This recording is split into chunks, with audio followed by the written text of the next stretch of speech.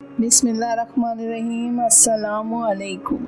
मक्का मुकर्रमा में दाखिला। हजूर अक़दस सल्लल्लाहु अलैहि वसल्लम ने फ़ौज को हुक्म दिया कि वो मुख्तलिफ रास्तों से शहर में दाखिल हों और ख़ुद बनफ्स नफीस मक्का के बलाई हिस्से की तरफ से दाखिल हुए और हज़रत खालिद बिन वलीद को एक दस्ते का अफसर बनाकर मक्का मुअज़्ज़मा के ज़ीरी हिस्से की तरफ से दाखिल होने का हुक्म दिया और फरमाया कि जब तक कोई तुमसे मुकाबला न करे लड़ाई न करना। अकरामा बिन अबी जहल और सफ़वान बिन उमैया ने इस हालत में भी आफियत की कदर न पहचानी और लोगों को भारा के दबक कर औरतों की तरह घर में बैठ रहना शराफत के खिलाफ है, इसलिए मारो और मरो, यहाँ तक कि फतह पाओ या शराफत का नाम छोड़कर हमेशा की नींद सो रो। चुनाचा उबाश और मुख्तलिफ कबाइल के लोग आमादा जंग हो गए। उन्होंने खदामा में जमा होकर करमा को अपना सरदार बनाया और तलवारें लेकर इस जानिब चले जिधर हजरत सैफुल्लाह खालिद बिन वलीद रज़ी अल्लाह ताला अन्हु अपने दस्ते के साथ और हजरत खालिद की फौज पर तीर बरसाए, जिससे 3 मुसलमान शहीद हुए। हजरत खालिद रज़ी अल्लाह ताला ने मजबूर होकर हमला किया। ये लोग 13 लाशें छोड़कर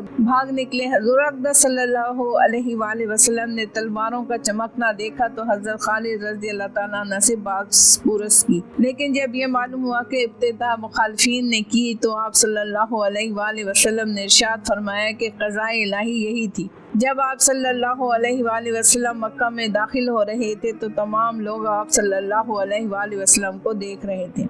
हजूर पुरनूर सल्लल्लाहु अलैहि वसल्लम का सर मुबारक तवाज़ा से खम था और पालान शुतर पर सर रखे हुए सजदा शुक्र बजा ला रहे थे और जोश मुसरत में तरन्नुम और खुश एलानी के साथ सूरह फातिहा पढ़ रहे थे कि शक ये फतह मुबीन और ये नुसरत सरापा शौकत व अज़मत महज अल्लाह ताला का फजल और इनाम है कि हक को हुकूमत अता हुई और बातिल सरनगू हुआ। इस्लाम और ईमान पर नूर चमका और कुफर की जुल्मतें दूर हुई और सरजमीन हरम कुफर और शिर्क की निजासतों से पाक हुई।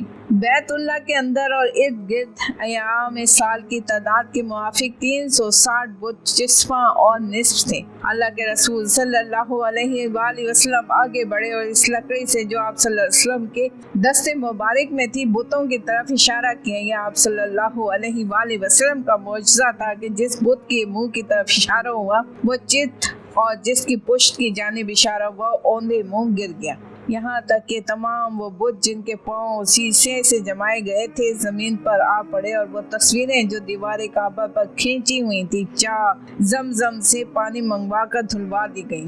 इस तरह कुफार के मसनूई खुदा और हाथों की बनाई हुई मूर्तें बिल्कुल तोड़ डाली गई और इनको बाहर फेंक दिया गया। बुत परस्ती अपने झूठे माबूदों को टूटते हुए हसरत के साथ देखते थे, लेकिन आज इन पर ये बात खुल गई थी कि इनकी मूर्तियाँ बिल्कुल बेकार हैं और अब इनको ये आयत कुरानी जिस पर वो एक ज़माने में हंसते थे सच्ची मालूम होने लगी कि हक आ गया और बातिल मिट गया। बेशक बातिल एक दिन मिटने ही वाला है। जज़ाकल्लाह।